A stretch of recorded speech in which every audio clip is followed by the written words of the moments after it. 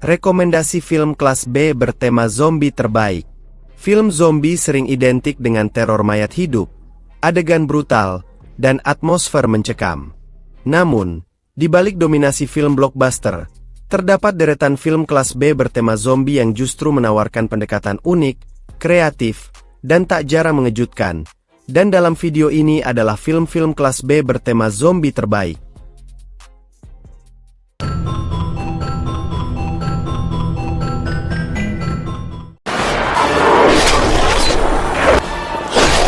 Bercerita ketika sebuah wabah zombie menyebar ke seluruh dunia, sekelompok kecil penyintas berusaha bertahan hidup dari serangan makhluk haus darah.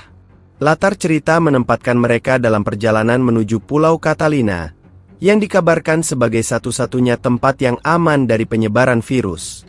Film ini menyuguhkan berbagai rintangan di sepanjang jalan, mulai dari kumpulan zombie agresif hingga konflik internal antar karakter. Meskipun memiliki anggaran terbatas, film ini memaksimalkan nuansa survival dengan latar lokasi urban yang suram dan penuh reruntuhan. Beberapa adegan pertarungan dirancang cukup brutal dan penuh darah, menggambarkan bagaimana para penyintas harus beradaptasi demi bertahan hidup. Karakter utama juga mengalami perkembangan signifikan, yang membuat penonton bisa mengikuti dinamika emosional mereka. Penampilan Ving Rhames sebagai pemimpin kelompok memberikan kesan kuat, meskipun naskah dan efek visual terasa seadanya. Dan dalam ranah film kelas B, Zombie Apocalypse berhasil mengusung suasana tegang yang cukup konsisten. Meskipun minim inovasi, film ini memiliki daya tarik tersendiri bagi penggemar tema zombie klasik yang mengutamakan aksi langsung dan ketegangan bertubi-tubi. It's part of the game. The zombies are not real. Film yang menceritakan tentang sebuah taman safari diserang oleh zombie. Sekelompok anak TK yang sedang berwisata mendadak terjebak dalam kekacauan. Seorang guru muda bernama Miss Caroline berusaha melindungi anak-anak dari horor yang tak terduga sambil tetap menjaga agar suasana tetap menyenangkan. Sementara itu, karakter pendamping dewasa lain, termasuk seorang musisi dan presenter acara anak-anak yang egois, turut menambah dinamika cerita. Berbeda dengan film zombie yang gelap dan intens, Little Monsters mengombinasikan kekerasan grafis dengan komedi ringan dan nuansa hangat. Film ini menyuguhkan perpaduan aneh, namun berhasil antara ketegangan serangan zombie dengan momen-momen lucu dan menyentuh yang datang dari interaksi antara Miss Caroline dan murid-muridnya. Di sisi lain, film ini tetap menyajikan adegan aksi dan horor yang cukup menegangkan.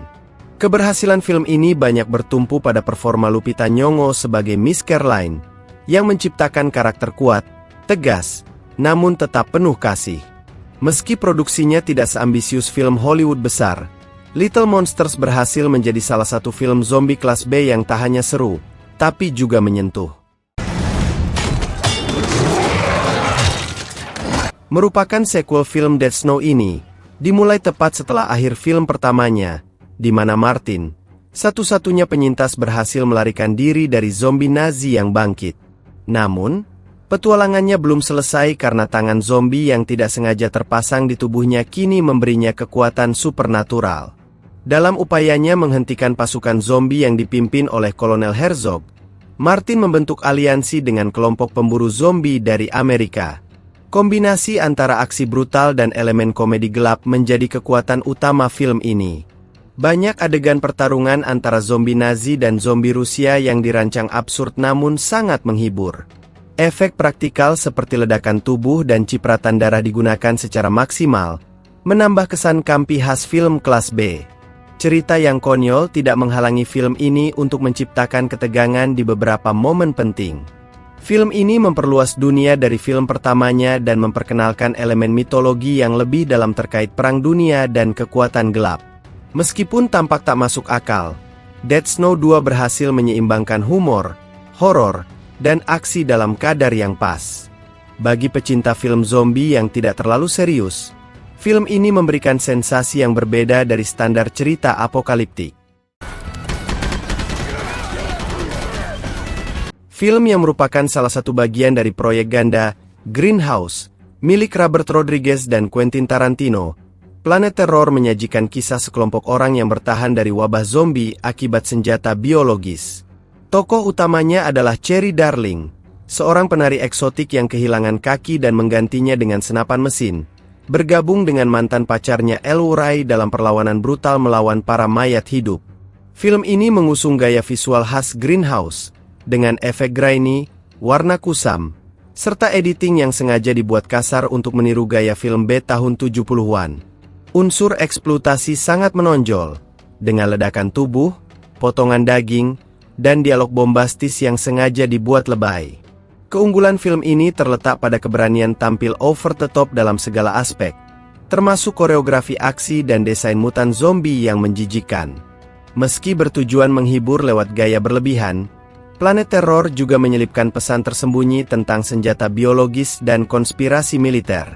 Dengan jajaran aktor seperti Rose McGowan dan Josh Brolin, film ini tetap terasa kuat dalam penceritaannya. Cocok untuk penonton yang menikmati zombie action dengan balutan estetika retro dan suasana yang tak pernah serius.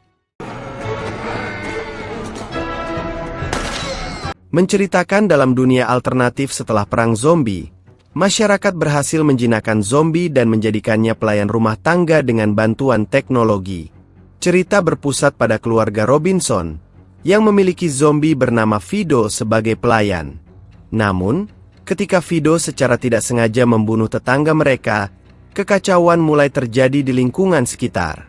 Film ini lebih menitikberatkan pada satir sosial ketimbang horor murni. Melalui hubungan antara anak kecil dengan zombie peliharaannya, Fido mengangkat isu seperti pengendalian sosial, ketergantungan teknologi, dan dinamika keluarga di tengah ancaman tersembunyi. Meskipun berdarah dan penuh mayat hidup, penyajian cerita tetap ringan dan terkadang menyentuh. Visual retro dengan desain tahun 50-an yang cerah menciptakan kontras kuat dengan tema zombie, memperkuat nuansa ironis yang dibawa film. Karakter-karakter dalam Fido tidak digambarkan sebagai tokoh yang heroik, tetapi lebih sebagai representasi masyarakat yang terjebak dalam kenyamanan sistem.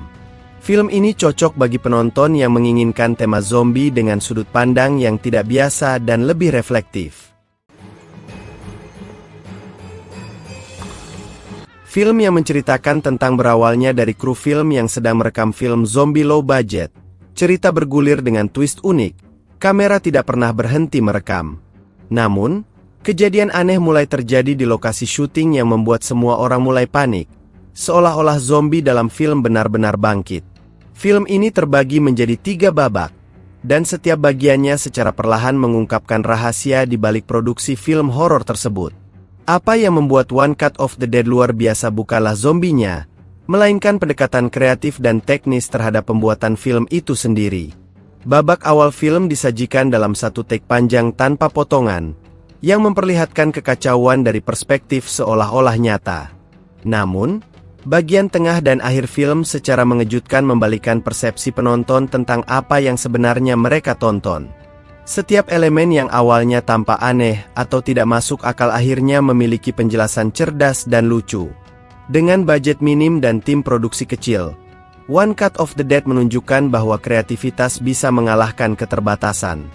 Film ini bukan hanya penghormatan pada genre zombie, tapi juga komentar cerdas terhadap industri film kelas B. Penonton yang sabar akan dihargai dengan akhir cerita yang memuaskan, penuh tawa, dan tetap menyentuh.